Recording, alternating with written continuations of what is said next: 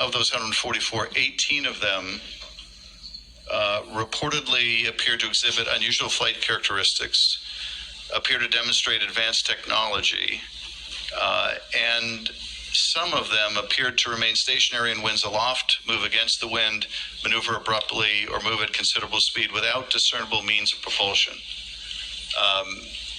That's pretty intriguing.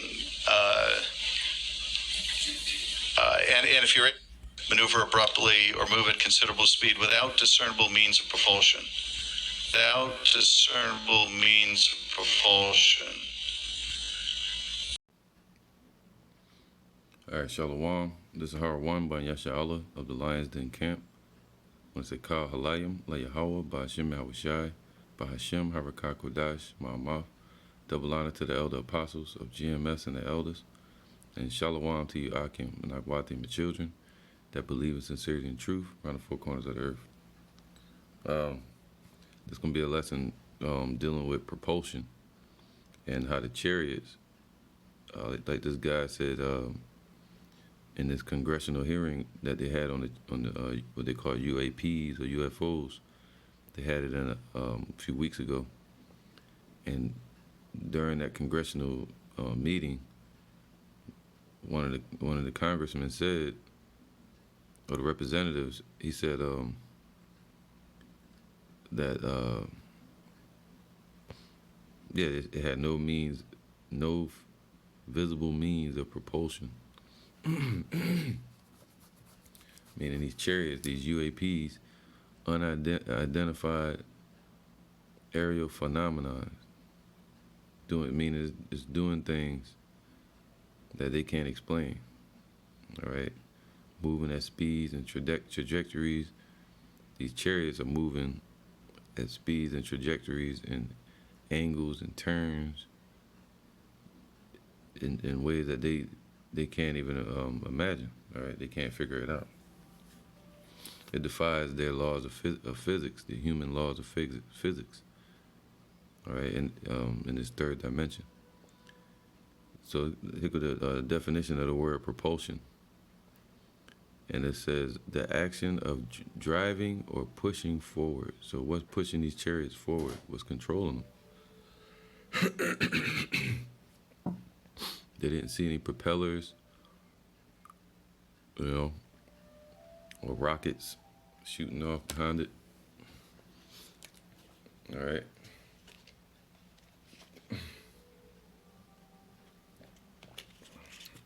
So what is it? What's propelling these chariots? What's controlling them? What's the power of the Lord? All right, that's controlling them.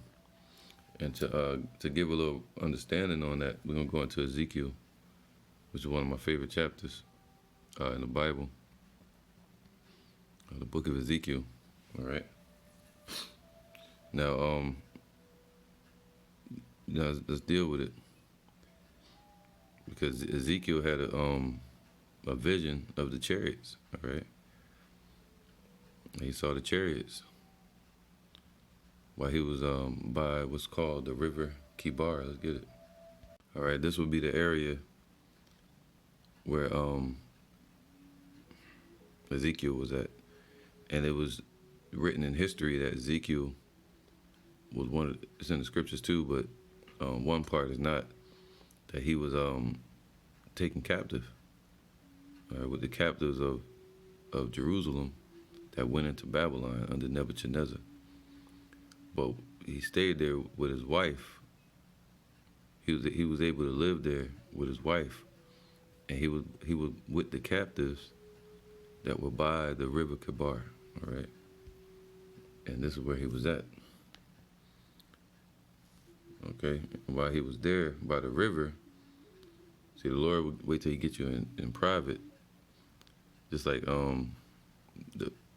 like back then, if we didn't have closets to pray in, a lot of people would go up under the myrtle trees, or they would go to the river. All right, so that's where he was at, located at. Now, this is how it looks. All right, so this is where he was at, approximately. where he saw the chariots, the river Kibar. Deep, huh? So, with that being said, let's get into it. All right, because there was 3 exiles at that time. You know, you had one exile with Jehoiakim, another exile with who was that? Zedekiah. Okay, or Jehoiakim, and then Jehoiakim, his son. Then you had another exile with Zedekiah. All right, 586. So, what it's looking like is Ezekiel was part of that first exile, most likely under Jehoiakim. Okay. Now, let's get into it. This is Ezekiel chapter 1, verse 1. Now it came to pass in the 30th year, in the 4th month, in the 5th day of the month, as I was among the captives by the river Kibar. See that? That the heavens were opened, and I saw visions of the powers. All right. Now, this is more like a vision. Now, did he physically see it? Hey, you know, but I believe it was a vision, me personally. But he said he saw visions of the powers. All right. Now let's get this. It says, all right. It says in the 30th year, he was by the river Kibar. Now the 30th, what he's talking about there is, and you can put this in your notes if you follow this camp. It would be from 622 BC. All right, BC before Common Era. So 622 was what? That was when the last Passover was. It's important to know. All right, that's why if you see this, you should put it in your notes. 622 was when the last Passover happened with Josiah, King Josiah. And then 30 years from that would get you, all right, around 652. All right, so Lucky, I think I pressed the wrong button. So it'd be 622 take away 30. All right. So 622 BC minus 30 years, it would give you 592. Okay. And 592 is the year when what's his name? Ezekiel was sitting by the river Kibar, all right, in 592. Because it also said in the 5th year of Jehoiakim's captivity. And Jehoiakim, he went into slavery into captivity around 597. So 5 years later, boom, 592 is John accurate, all right? So let's get into it. It says, now it came to pass in the 30th year, in the 4th month, all right?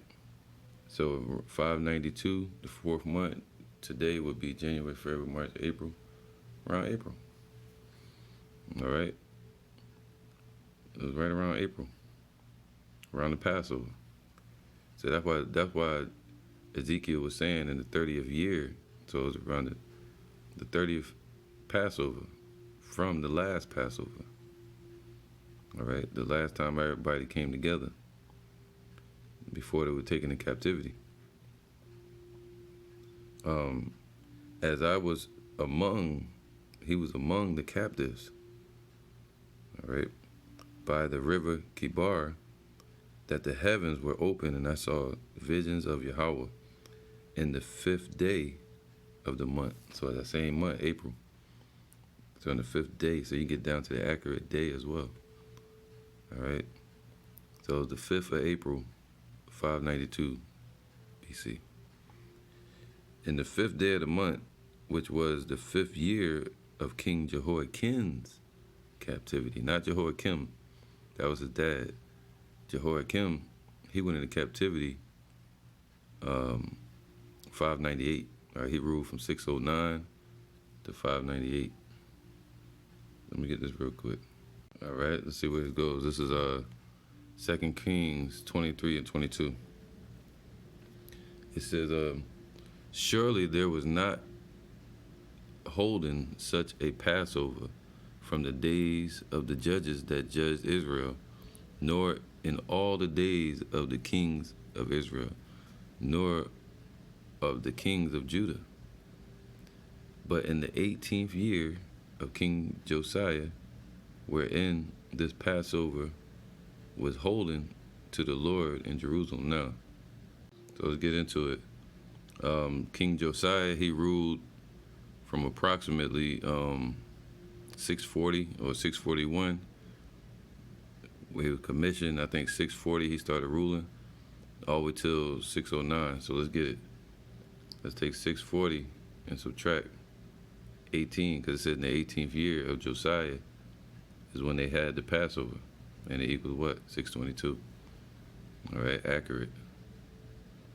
So King Josiah ruled from around 641 to 640 to 609, and it's saying right here that it says, verse 23, but in the 18th year of King Josiah, wherein this Passover was holden to the Lord in Jerusalem. See? And now 30 years later, you get Ezekiel. All right. Moreover, the workers, well, actually, that'll take me into something else. Let me keep going with my point. All right, so this is clear. And it follows it up in First Ezra's 1. It says 1 and 22, just real quick. In the 18th year of the reign of Josiah was this Passover kept. And you can read that in First Ezra's chapter 1. All right.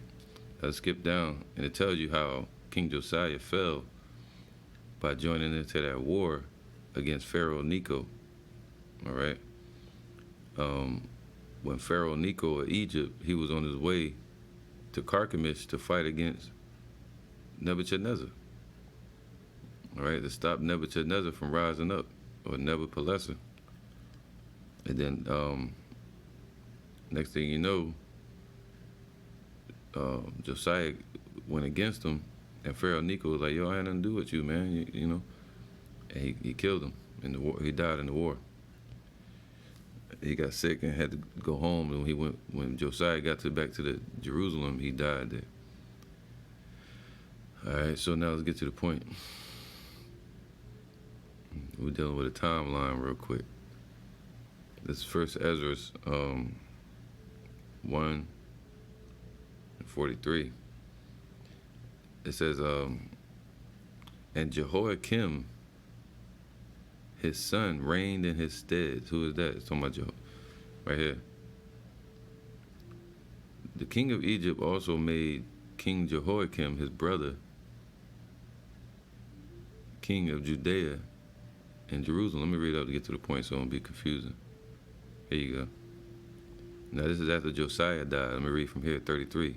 These things are written in the book of the stories of the kings of Judah, and every one of the acts that Josiah did, and his glory, and his understanding in the law of the Lord, and in the things that he had done before. See, Josiah was righteous. And the things now recited are reported in the book of the kings and of Israel and Judea.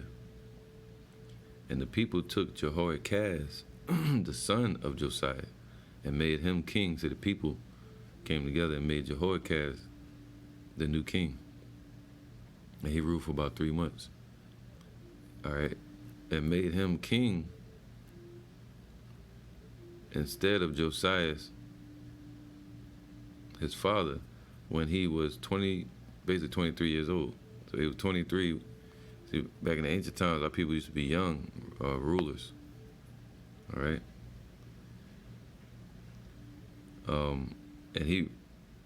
And he reigned in Judea and in Jerusalem 3 months. That's it. He only ruled 3 months. All right. So it was around 609 or so. All right, 610. And then the king of Egypt deposed him from reigning in Jerusalem. So now the king of Egypt stepped up, Pharaoh Necho, and he removed Jehoiachaz from power. And he set up this wicked Jake named Jehoiakim. Jehoiakim was so wicked that he took letters from Jeremiah, pamphlets, which were written on leaves at the time, or papyrus, and he threw them in the fire and burned them. That's like somebody today burning the Bible. And he set a tax upon the land of 100 talents of silver and 1 talent of gold. All right.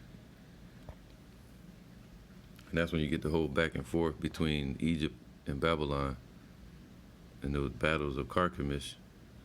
And Israel was caught up in the middle of it. The king of Egypt also made King Jehoiakim his brother king of Judea and Jerusalem. So that's when Jehoiakim started ruling in 609 BC, all the way till his captivity. He was taken in chains into Babylon around 598. All right, so that would be kind of like the first exile under Babylon, not Egypt. Now it says here, and he bound Jehoiakim and the nobles, but Xerxes, his brother, he apprehended and brought him out of Egypt. All right. 25 years old was Jehoiakim when he was made king in the land of Judea and Jerusalem, and he did evil before the Lord, so he was evil. Now, mind you, the book of Ezekiel, he was talking about, Ezekiel was saying he was part of the captives that were taken during the reign of Jehoiakim, and now we're about to get to that. Wherefore so now we know Jehoiakim was ruling. It says here, wherefore against him Nebuchadnezzar, the king of Babylon, came up and bound him with the chain of brass and carried him into Babylon, talking about Jehoiakim, all right, who was wicked. And he took him into Babylon around 598 BC. Now Nebuchadnezzar also took of the holy vessels of the Lord and carried them away and set them in his own temple at Babylon. And we hear about these holy vessels with people like, what was his name? I can't think of his name right now. He had Nabonidus and his son Belshazzar, all right, which were the grandsons of Nebuchadnezzar. And they were caught partying with these same vessels that their grandfather took, his grandfather being Nebuchadnezzar.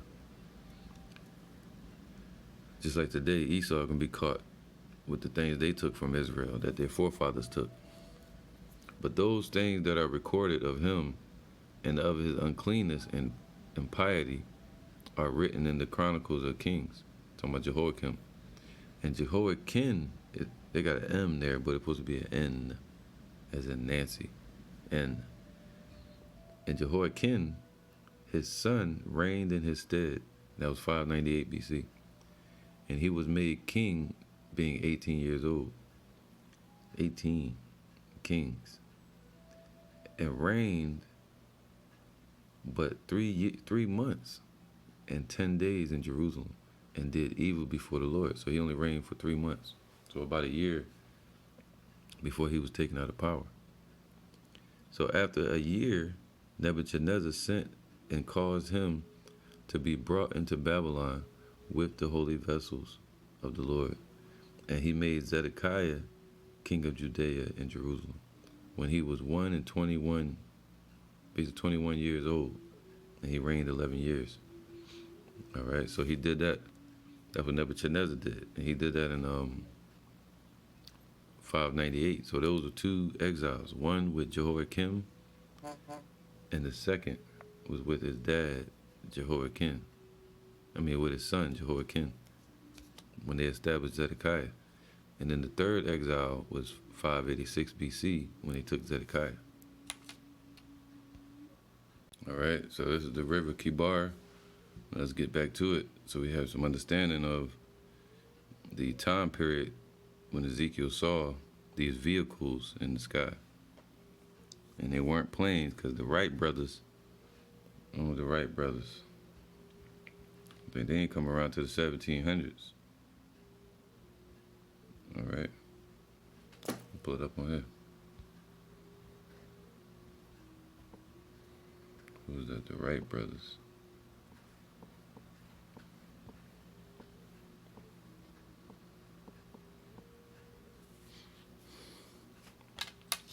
Right. These devils here, they started piloting planes and, experimenting with it. It says here, the Wright brothers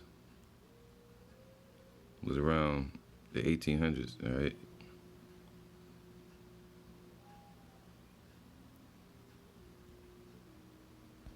What's this?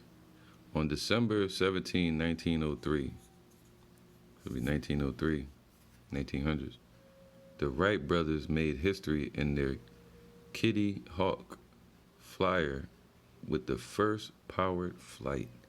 So before that, you wouldn't have saw no planes in the sky, man. You've seen nothing but chariots, all right? Those are the only vehicles that were in the sky. And now, when the Lord shows up, it's gonna be a no-fly zone, according to the Revelation chapter 12. These heathens, there's not gonna be any place found for them in the heavens, in rulership. It's gonna be a war, all right? A war in the heavens.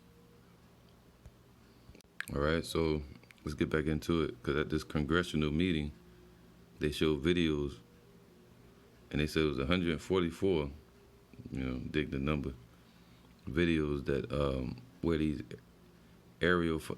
unidentified aerial phenomenon, they showed characteristics and did all kind of maneuvers that Esau couldn't understand. All right, and this was how it looked right here from one of the videos. And it was so fast they couldn't catch it on the video.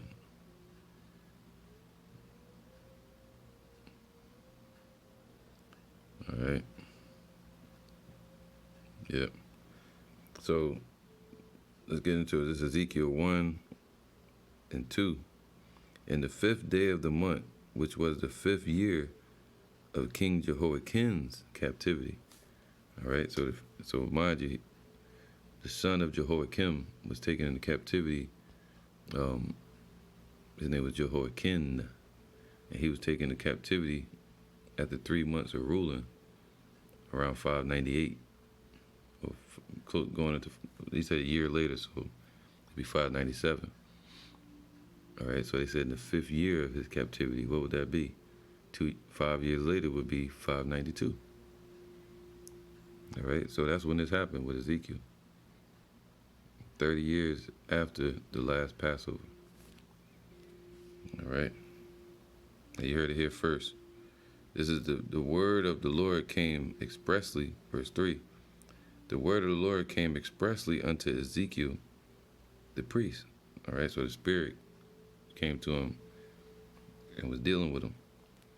The son of Buzai in the land of the Chaldeans, by the river Kibar, and the hand of the Lord was there upon him, man. See, the Lord was dealing with him.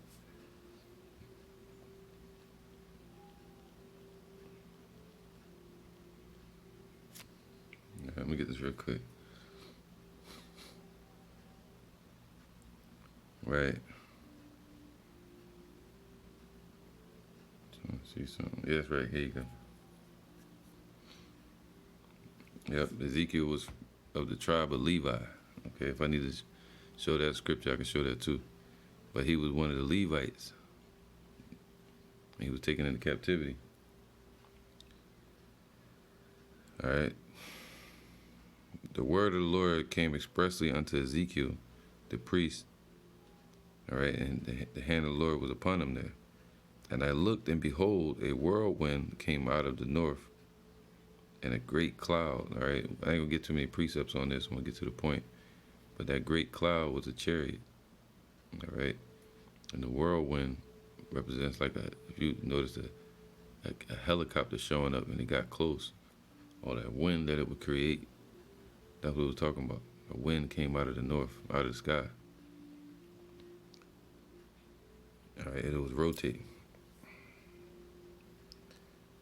and a fire enfolding itself, and a brightness was about it, and out of the midst thereof, as the color of amber, out of the midst of the fire. So it was the color of amber, like a yellowish brown, like a glow. All right, and it was enfolding itself, sort of like on Independence Day, when that big giant chariot was moving forward. It was burning up the elements in the sky. It says, also out of the midst thereof came the likeness of 4 living creatures. Now the 4 living creatures is the same thing as the 4 beasts spoken of in Revelation, speaking about the angels. All right, in chapter 5, I think chapter 6. So it just means living creatures. That's what the word beast means, living creatures. And this was their appearance. So how did they look? They had the likeness of a man, meaning they look like men. All right, they look just like us, but they're not human in flesh. They're spirits. So, but they look like men. All throughout the scriptures, every time you read, it tell you what the angels look like. It tell you they look like men. And every one had 4 faces, and every one had 4 wings. Now, this is not talking about the chariots. It's talking about the chariots, but not how they look. All right, I want to correct that too. It's talking about the actual angels, how they look.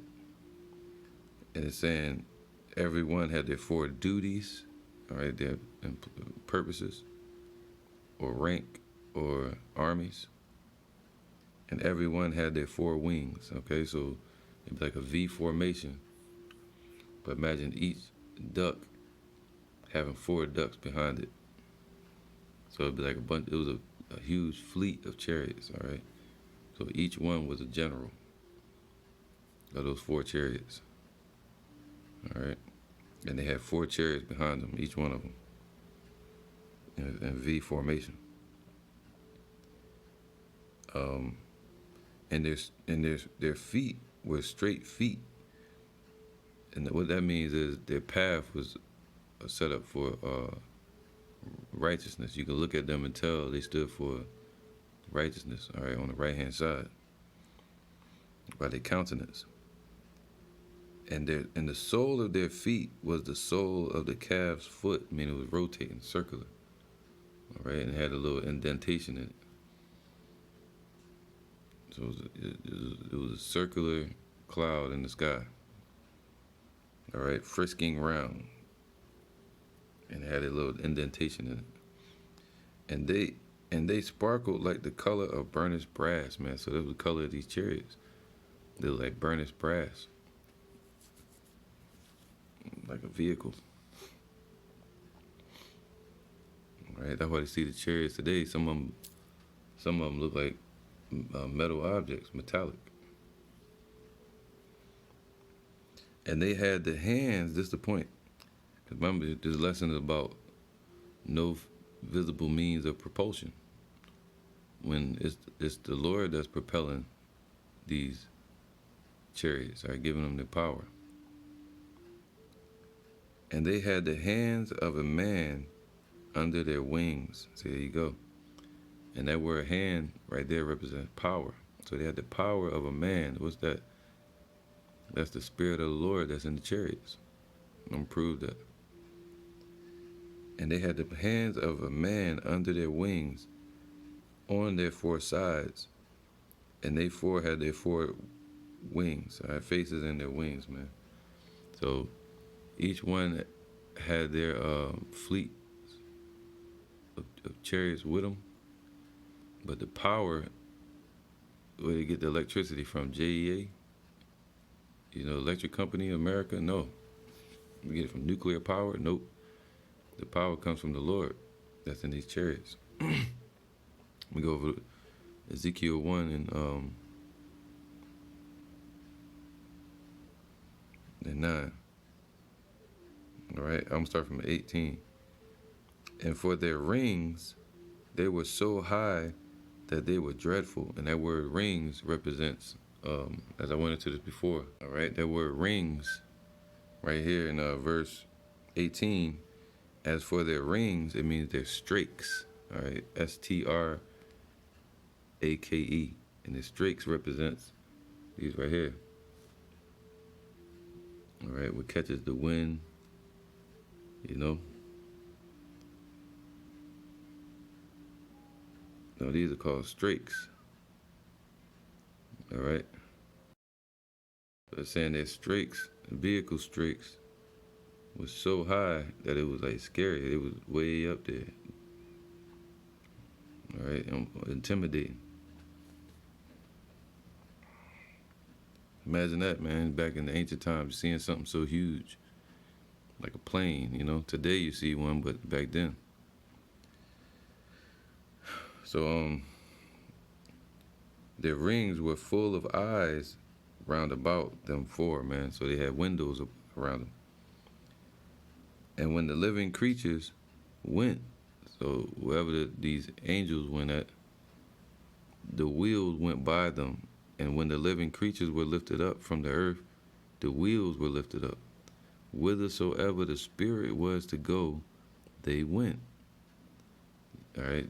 Imagine your car following you everywhere. You don't need a garage. It'd be like the Nimbus cloud off of Dragon Ball Z. You know, follow you everywhere you needed to go. Whithersoever the spirit was to go, they went. Thither was their spirit to go, and the wheels were lifted up over against them, meaning over them, or near them. For the spirit or the life of the living creature was in the wheels. You see that? I'm going to read that again. For the spirit or the life of the living creature was in the wheels. So this, see that? And that life or the spirit of Yahushua is in the wheels. And that spirit comes from who? The Father, Yahweh. All right? So, you know, the angels. So they get their power from the angels and Yahweh Bashim, well, Yahweh Bashim Yahushua and the angels. That's whose power in these chariots. Right? So no physical means of propulsion. All right? I could end it there to make the point, but let's get a couple more precepts to show that the Most High controls everything, even the holy angels and their chariots and all of that. So their propulsion comes from the Lord. Acts 17 and 28, for in him we live and move. All right, so even the chariots, they live and they move in the Spirit of the Lord. For in him we live and move and have our being. As certain also of your own poets have said, for we are also his offspring. So just like the angels too. So in the power of the Lord, the angels live and they move. All right, the chariots too. Let me get Sirach.